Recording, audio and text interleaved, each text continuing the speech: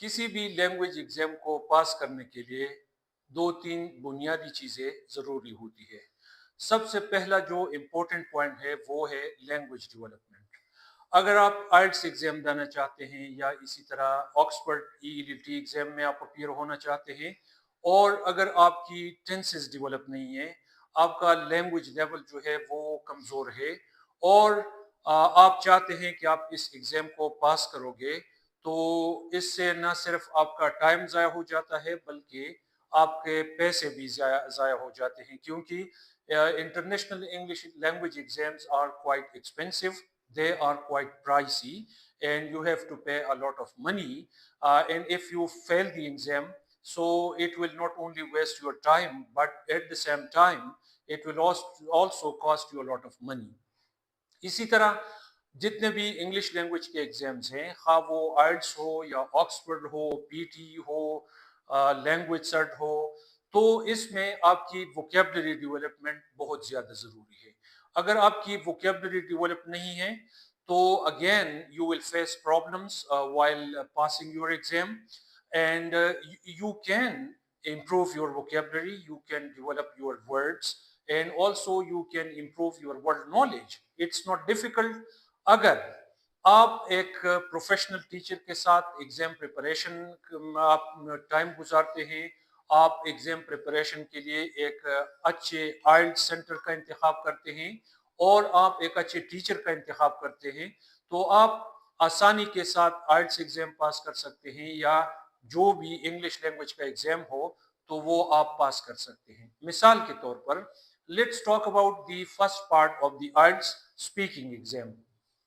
Like if we talk about the nature of the questions that examiners usually ask in this part of the exam, we can easily identify certain kinds of patterns in the questions.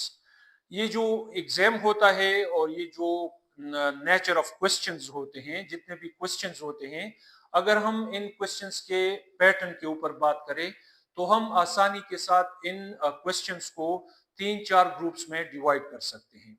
Number one, the examiners ask you questions where you are required to give your own opinion.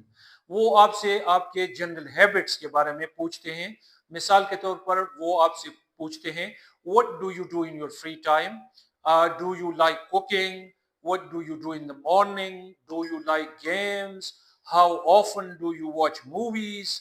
इसी तरह और different types of questions where the examiners want to know whether students can use the present simple tense while communicating with the examiner. So students need to work on their language, students need to polish their tenses so that the examiners are convinced that students can answer any type of questions in the exam. इसी तरह अगर हम एक और question के ऊपर बात करें, तो आइल्ट्स के दूसरे जो सेट ऑफ क्वेश्चंस है, इसी तरह अगर आप ऑक्सफोर्ड में अपीयर होते हैं या आप लैंग्वेज सर्ट में अपीयर होते हैं, तो another group of question or another pattern that we can easily find in these kinds of questions is that preferences. Like examiners want to know whether students can make comparisons or not. So examiners ask you, do you prefer online shopping or physical shopping? Do you prefer watching television at home or do you prefer watching movies in the cinema? Do you prefer spending time with friends or with family members, or do you prefer online reading or physical reading?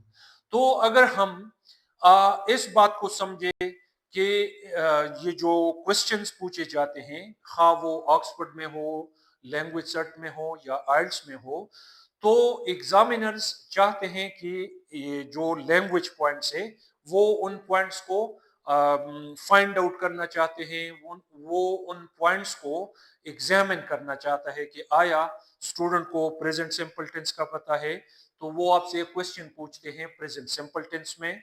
इसी तरह examiners आपसे past simple tense में questions करते हैं और वो ये confirm करना चाहते हैं कि स्टूडेंट्स को पास्ट टेंस का पता है या नहीं है।